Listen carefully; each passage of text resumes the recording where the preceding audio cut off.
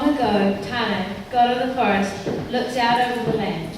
And because the land was very new, wherever he looked, he could see no trees, no flowers, no ferns. So Tano said, I shall make trees to cover this land where we live, this land of Aotearoa. Then from his basket of things that are and things that are to be, Tane took leaves and branches, roots and flowers, twigs and bark, and he put together his trees. But Tane had never planted trees before, so he planted his trees wrong side up, with the leaves and the flowers deep in the body of Papa, the Earth Mother, with the roots of the trees standing tall towards the home of the Sky Father, Rangi. But when the trees did not grow, Tane knew he had done wrong. So he pulled the trees from the earth and planted them once more. This time, he planted the trees right side up, so they grew into the forest that spread all over the hills and valleys of Aotearoa. Then Tane said, My forest needs insects to filter and fly among the trees. I shall make insects to live in my forest. The insects will creep and crawl and fly among my trees. They will help my trees make seed for more trees to grow. The insects will be my children. Then Tane took from his great basket the wings of insects, took downy, dusty wings with moths and his butterflies, hard, shiny covers to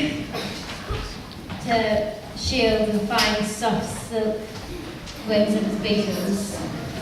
Then Tane took legs from his basket, took little beak legs from his ants and his centipedes, took long curving feathers for Huhu beetle and for Witty too, took short furry feathers for Tūrere moth, the green ghost who flies in the night.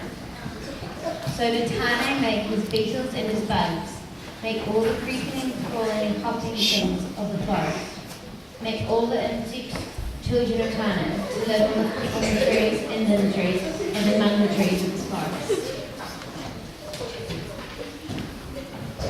The insects made the forest their home. They crept, crawled, and hopped and flew all over and through the trees and ferns that Tane had made. But soon they began to chew the leaves of the trees. They crept under the bark and began to chew the trunks of the trees. They tunneled in the earth and began to chew the roots of the trees. The forest began to die. Oh, I made trees for my forest. I made insects to live in my trees, but now my insects are eating my trees. Now I shall have to make birds to eat my insects.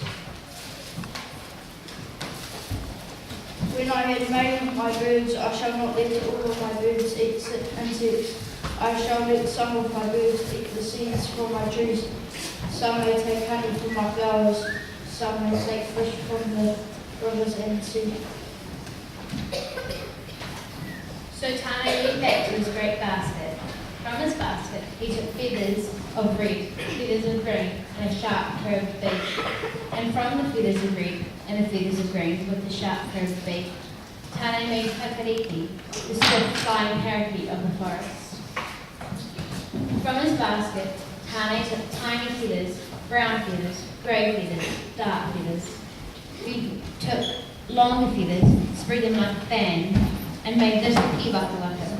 And Pīwakawaka opened wide his fantail and looked with his bright eye out from Tane's hand, and he flitted and twisted off into the forest.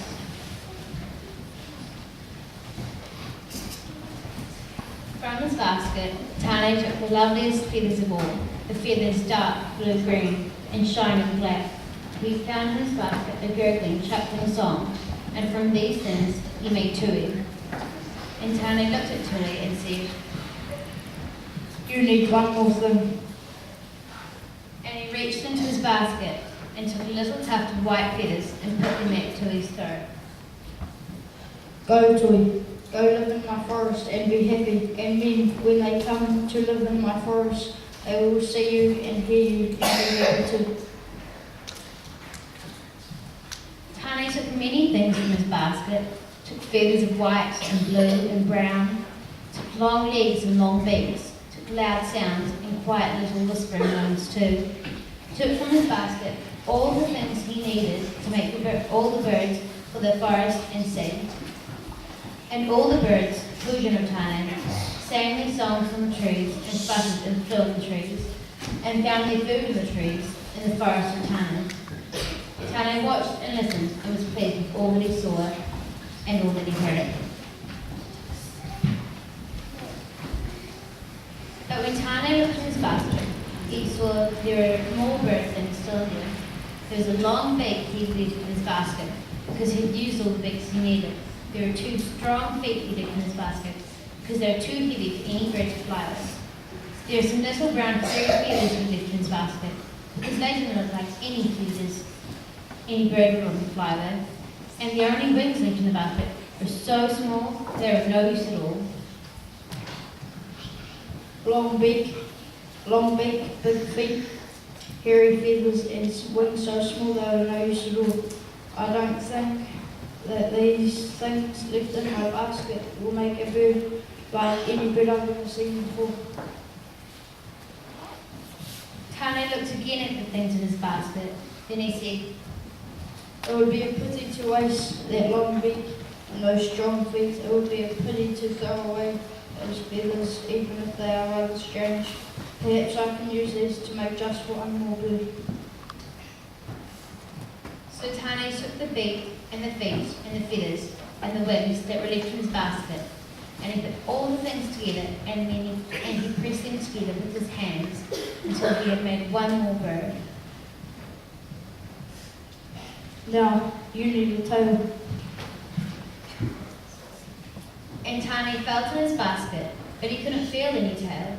He looked in his basket, but he couldn't see any tail. He turned his basket upside down and he shivered, but no tail fell out. Oh, I don't seem to have any tails left in my basket. No matter, you'll do as you are. And he gave the last bird a pat on its rounded end, where its tail should have been. And he looked at that last bird.